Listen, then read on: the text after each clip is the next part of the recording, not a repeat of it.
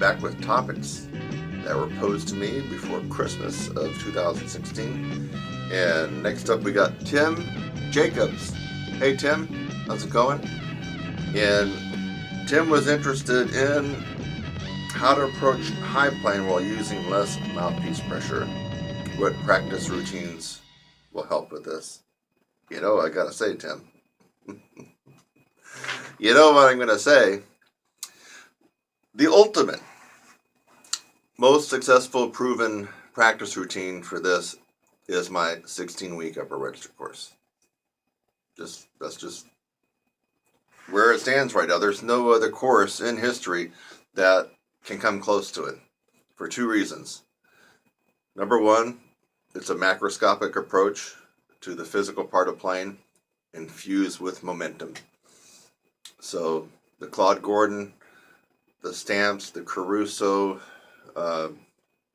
any other routine out there, mystery to mastery, balanced embouchure, tongue-controlled embouchure, just playing the Arbin's book or the Clark book, just the Bill Adam. Nothing comes close to the process that is contained in my 16-week upper register course. Nothing comes close, and nothing has proven itself to be the most successful, bar none, than the course that I run. So hope you knew that I was going to probably have to toot my own horn on that one. Mouthpiece pressure is a result of, well, it's an inherent part of playing the horn, but too much mouthpiece pressure usually is a result of a combination of things. Incorrect breathing, not breathing for compression, not using tongue arch, playing on the wrong equipment, playing on the wrong mouthpiece for you. And then, of course, a lack of lip strength and a lack of embouchure strength. So it could be one of those or it could be all of those will contribute to mouthpiece pressure. And for most people, you have to go through the process of really developing this efficiency and strength in your embouchure, your breathing, and your chops and your tongue before you can start to diminish some of the mouthpiece pressure. Now, all players on the planet have mouthpiece pressure that maxes out to where their range stops. So think about it. I don't care if it's James Morrison or John Faddis. You know, you keep saying, okay, great, you played a triple G, John Faddis, great. Play triple A. Okay, you got that. All right, play triple B flat. At some point, he's not going to be able to play the note. And the reason is he will be exceeding the maximum amount of mouthpiece pressure, which is going to come at a certain degree that will shut off the vibration in his lips. I don't care if that's Maynard Ferguson or James Morrison or Arturo Sandoval. No matter how high they can go, you ask them to go to the next note and then the next note. There's going to be a place where they can't play. And what happens?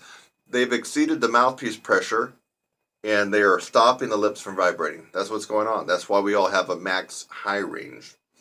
So the more chops we have and the more cushion and lip strength we have here, the more we can fight against that pressure and build a cushion. You understand, the less cushion you have here, the less strength, the more this flattens out, the more you start to get closer and closer to squeezing lips against the teeth, you're coming in dangerous contact for your max range. So the more you can fight against the mouthpiece, push out,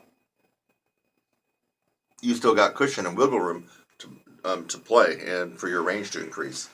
So mouthpiece pressure, too much or just the right amount, highly correlates with your efficiency and your breathing for compression and your embouchure and lip strength. So that is something that I think maybe most people haven't really considered. Why do you have a range of where it's at right now?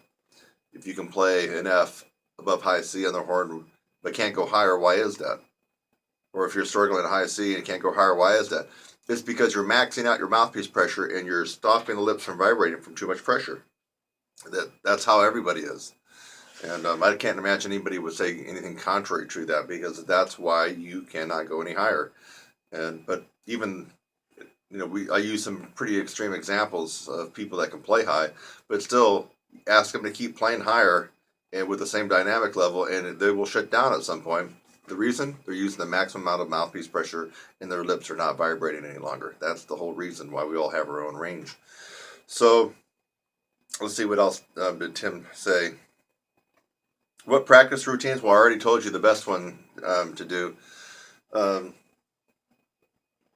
Any routine that's known for building up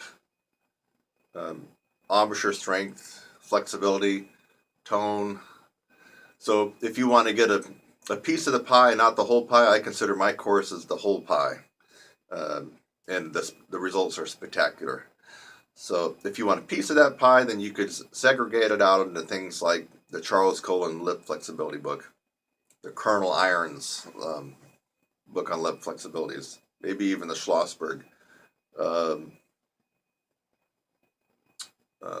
Some of the Claude Gordon stuff, some of the Crusoe stuff within reason, as long as you don't stiffen up your lips from too much of it. So these are some of the different things, even the Bill Adams, some of that stuff. I mean, so you do some of these different things, and you should notice that you're going to reduce the mouthpiece pressure to a certain extent. So that's my take on that one. I'm glad you asked that, Tim, because I got to plug my course. All right, Tim, so I hope that answered pretty much what we were talking about. Playing high, using less mouthpiece pressure, what routines and so forth.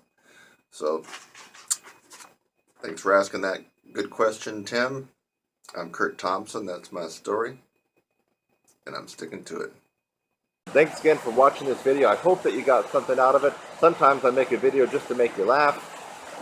A lot of times I make a video to educate you on something and maybe even help solve a problem. So I hope something like that occurred for you in this video. And while you're at it, again, subscribe, click on my website link, and go on to the next video. It's lovely out here. Have a great day.